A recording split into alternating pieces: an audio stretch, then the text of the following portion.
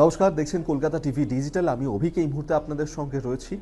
SIR এর খসড়া তালিকা প্রকাশের পর ইতিমধ্যেই হিয়ারিং পর্বও শুরু হয়েছে, আর সেই হিয়ারিং পর্ব নিয়েই একের পর এক বিতর্ক। একাধিক মানুষজন তাদেরকে ডেকে পাঠানো হচ্ছে, যা নিয়ে বিভিন্ন প্রান্ত থেকে একের পর এক অভিযোগ সামনে উঠে আসছে। নির্বাচন কমিশনের তরফ থেকেও প্রত্যেক দিন একের পর এক নতুন নতুন বিজ্ঞপ্তি প্রকাশ করা হচ্ছে, এসআইআর নিয়ে তথ্য দেওয়া হচ্ছে, সেই নিয়েও একাধিক অভিযোগ করা হচ্ছে। তবে নির্বাচন কমিশনের তরফ থেকে আরও একটা বিষয় সদ্য বলা হয়েছে, সেটা হলো যে সন্দেহভাজনদের কথা বলা হয়েছিল তার মধ্যে ৮ লক্ষ সন্দেহভাজন তাদেরকে আর হিয়ারিংয়ে পর্বে আসতে হবে না, অর্থাৎ এই ৮ লক্ষ মানুষ তাদেরকে শুনানি পর্বে ডাকা হবে না।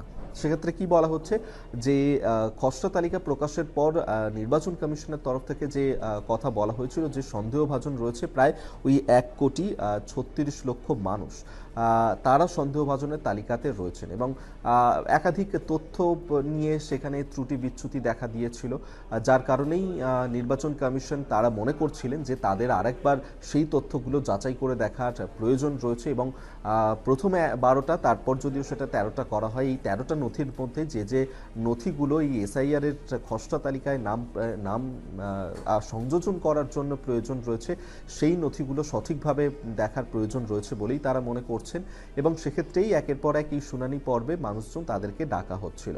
যেটা বলা হচ্ছে যে সব থেকে বেশি যে গন্ডগোলটা রয়েছে সেটা ধরুন নামের তালিকাতে নামের বানান ভুল রয়েছে, কেউ বা ধরুন নিজেদের নামের মধ্যে কুমার বা অন্য কোনো ধরনের মিডল নেম সেগুলোকে ধরুন ঢুকিয়ে দিয়েছেন। ২০০২ সালে হয়তো সেই তালিকাতে এই মিডল নেম সেটা ছিল না, কিন্তু ২০২৫-এ তারা যখন এই ফর্মটা ফিল আপ করেছেন সেই সময় তারা সেটাকে লিখে দিয়েছেন এবং তার কারণে একটা বড় সমস্যা দেখা দিয়েছে। পাশাপাশি ধরুন ২০০২-এ যাদের নাম রয়েছে যে স্পেলিংয়ে, ২০২৫-এ তার উল্টো স্পেলিং তিনি লিখে দিয়েছেন। সেক্ষেত্রে এই নিয়েও একটা বড় গড়বড় দেখা দিয়েছে এবং সবথেকে বেশি সমস্যাটা হয়েছে এই নামের বানান ভুল নিয়ে।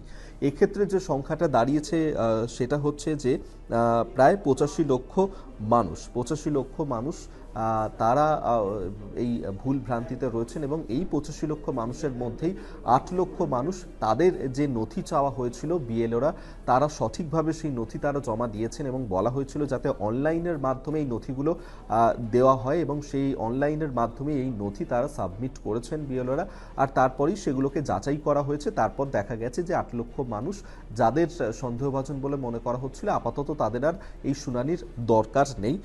নির্বাচন কমিশন স্যাটিসফাইড। এক্ষেত্রে যে যেমনটা বলা হচ্ছে যে ৮৫,১,৪৮৬ জন এই ভোটাররা, তাদেরকে নিয়েই একটা সমস্যা তৈরি হয়েছিল, যদিও আগামী দিনে তাদের কাছ থেকেও নথি চাওয়া হয়েছে এবং সেক্ষেত্রে সঠিক নথি যদি তারা দেখাতে পারেন এবং ধরুন অনেকেই যেমন মাধ্যমিকের যে সার্টিফিকেট রয়েছে সেটা অনেকে দেখিয়েছেন, অ্যাডমিট কার্ড অনেকে দেখিয়েছেন এবং সেখানে যে বয়স রয়েছে বা নামের বানান রয়েছে সেইটাও যদি আপনি সঠিকভাবে দেখাতে পারেন তাহলে এক্ষেত্রেও আপনি ছাড় পেয়ে যাচ্ছেন। তাই সঠিক এবং যেটা যথোপযুক্ত নথি সেটা দেখালেই কিন্তু বা বিএলওকে দিলে সেটা সাবমিট করলেই আপনারাও এই সন্দেহভাজনের তালিকাতে আর থাকবেন না এবং আপনাদের নামও এসআইআর এর তালিকাতে উঠবে। নির্বাচন কমিশনের তরফ থেকে অন্তত এমনটি বলা হচ্ছে। আজকের মতো এখানেই শেষ করছি। দেখতে থাকুন কলকাতা টিভি ডিজিটাল, রাত দিন ৭ দিন।